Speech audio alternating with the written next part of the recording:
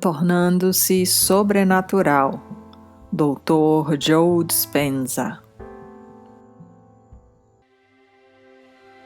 O que é fé, senão acreditar no pensamento mais do que em qualquer outra coisa? Não é quando aceitamos um pensamento independentemente das condições em nosso ambiente e depois nos rendemos aos resultados a tal ponto que vivemos como se nossas preces já tivessem sido atendidas?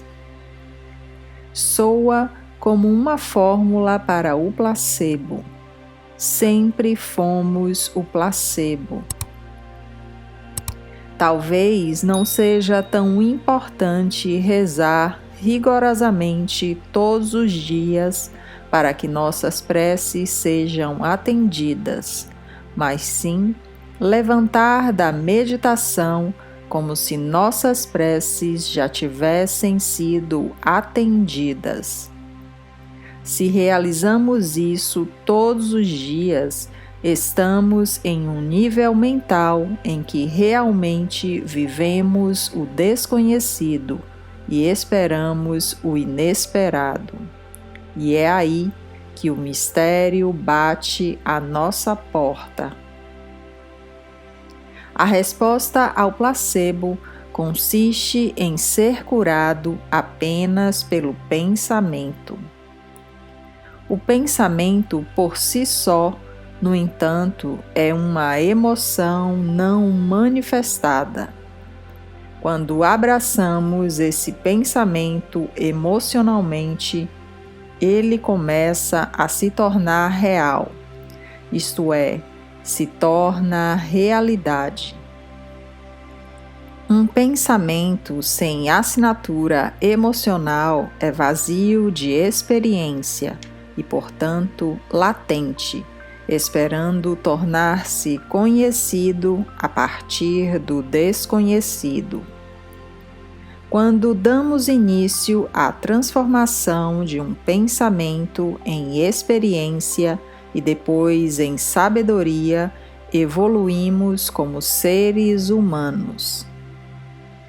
Quando você olha no espelho, vê seu reflexo e sabe que o que está vendo é o seu eu físico. Mas, como o verdadeiro eu, o ego e a alma se veem? Sua vida é a imagem espelhada de sua mente, sua consciência e de quem você realmente é. Não existem escolas de antiga sabedoria espiritual encaraptadas no topo de montanhas no Himalaia, esperando para nos iniciar, a fim de nos tornarmos místicos e santos. Nossas vidas são nossa iniciação à grandeza.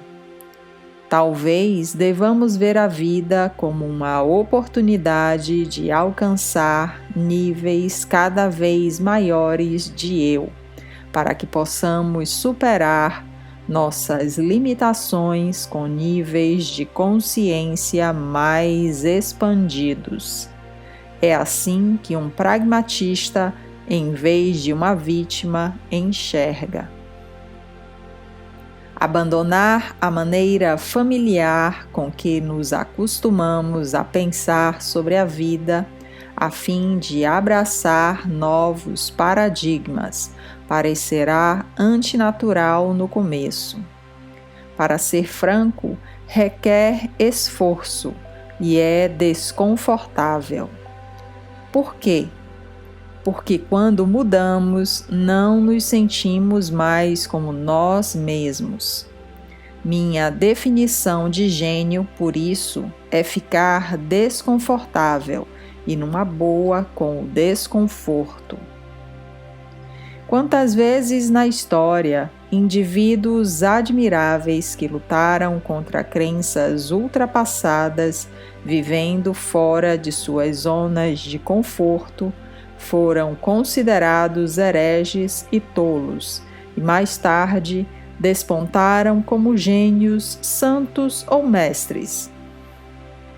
Com o tempo, tornaram-se sobrenaturais. Mas como você e eu nos tornamos sobrenaturais? Temos de começar a fazer o que não é natural, ou seja, doar em meio à crise, quando estiverem sentindo-se carentes e pobres. Amar quando todos estiverem zangados e julgando os outros. Demonstrar coragem e paz quando todos os outros estiverem com medo. Mostrar bondade quando outros demonstrarem hostilidade e agressividade. Render-se à possibilidade quando o resto do mundo estiver pressionando agressivamente para chegar primeiro, tentando controlar os resultados e competindo ferozmente em um esforço sem fim para chegar ao topo. Sorrir deliberadamente diante das adversidades e cultivar a sensação de integridade quando formos diagnosticados como doentes. Parece muito antinatural fazer esse tipo de escolha em meio a tais condições, mas se tivermos sucesso repetidas vezes, com o tempo transcenderemos a norma e também seremos sobrenaturais. O mais importante é que, sendo sobrenatural, você dá aos outros permissão para fazer o mesmo. Os neurônios espelhos disparam quando observamos outra pessoa executando uma ação. Nossos neurônios refletem os neurônios dessa outra pessoa, como se estivéssemos realizando a mesma ação. Por exemplo, quando você vê um dançarino profissional dançando a salsa, você vai dançar a salsa melhor do que antes. Se você assistir a Serena Williams bater uma bola de tênis, baterá na bola melhor do que antes. Se você observar alguém liderando uma comunidade com amor e compaixão, liderará sua vida da mesma maneira.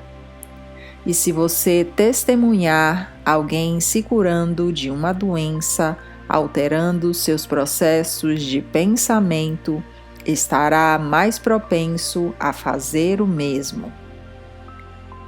Você perceberá que a crença suprema é a crença em si mesmo e no campo das infinitas possibilidades, e que quando funde a crença em si mesmo com uma consciência subjetiva, com sua crença em uma consciência objetiva, você está equilibrando intenção e entrega.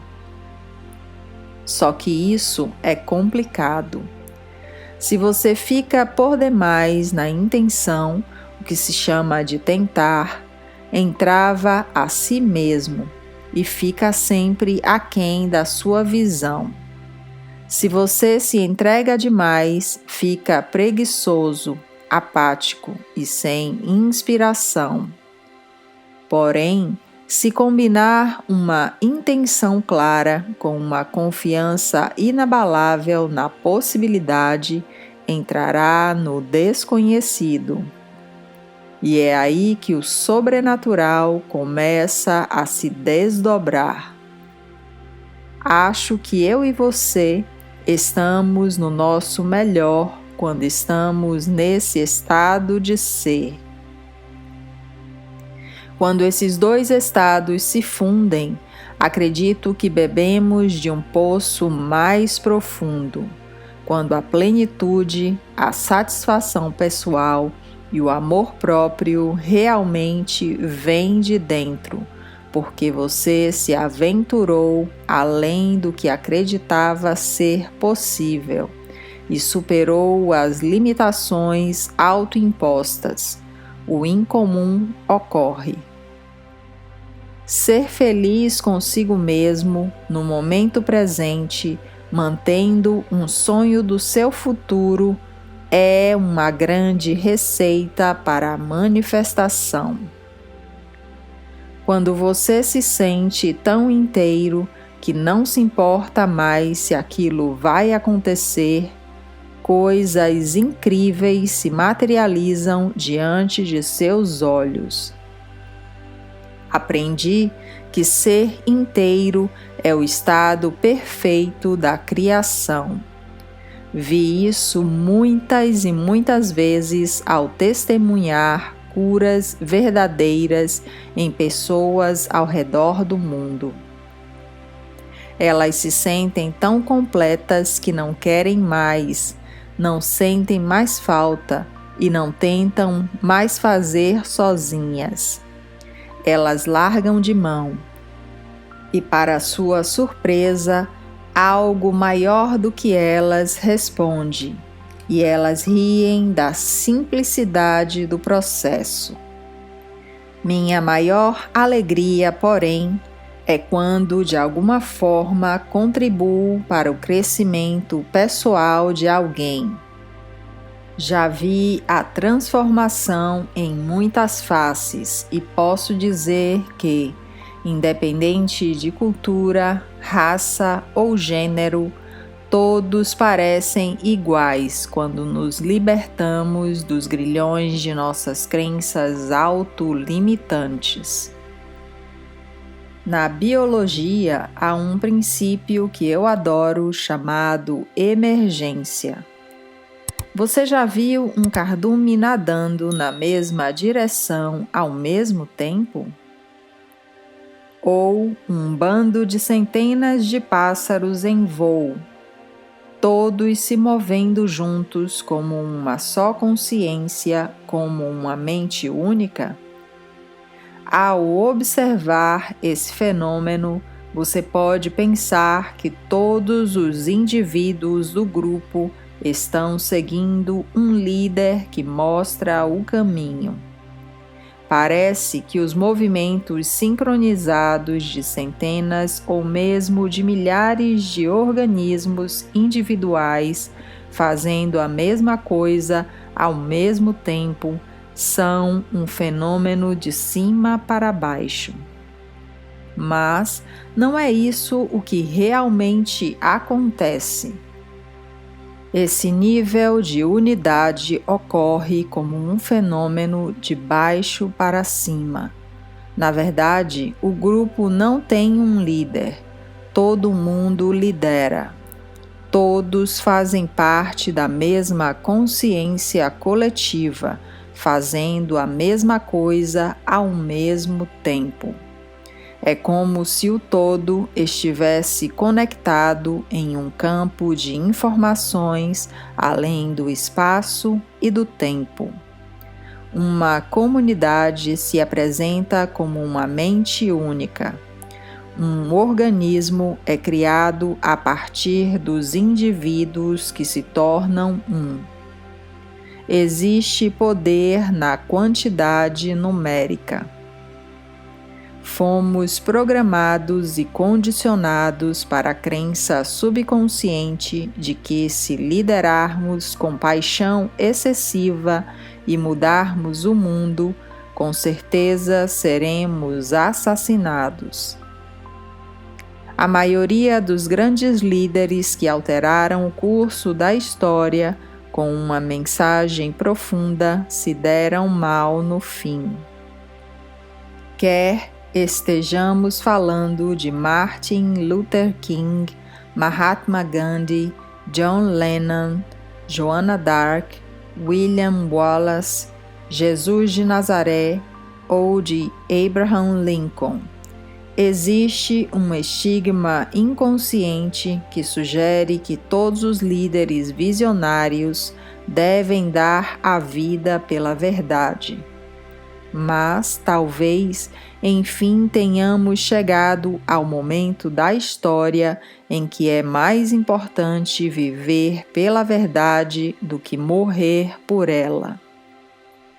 Se centenas, milhares ou mesmo milhões de seres humanos adotarem uma nova consciência baseada na possibilidade, alinharem suas ações com suas intenções e viverem de acordo com as leis universais, maiores do amor, da bondade e da compaixão, uma nova consciência emergirá e experimentaremos a verdadeira unidade. Então, talvez tenhamos líderes demais para remover. Portanto, se você se compromete todos os dias a demonstrar seu melhor eu e a superar os estados mentais egoístas causados pelos hormônios do estresse, e eu estou fazendo o mesmo, juntos estamos mudando o mundo ao mudar a nós mesmos. Se um número suficiente de nós estiver se aprimorando como seres humanos mais inteiros, à medida que as comunidades em que vivemos surgirem ao redor do mundo, consumirão a atual mentalidade de realidade baseada no medo, na competição, na carência, na hostilidade, na ganância e na enganação. Com o tempo, o velho será completamente consumido pelo novo. Uma preocupação minha é vivermos em um mundo que a pesquisa científica está misturada com interesses particulares e com frequência é influenciada pelos lucros. Por isso, questiono se estão nos dizendo a verdade sobre como as coisas realmente são.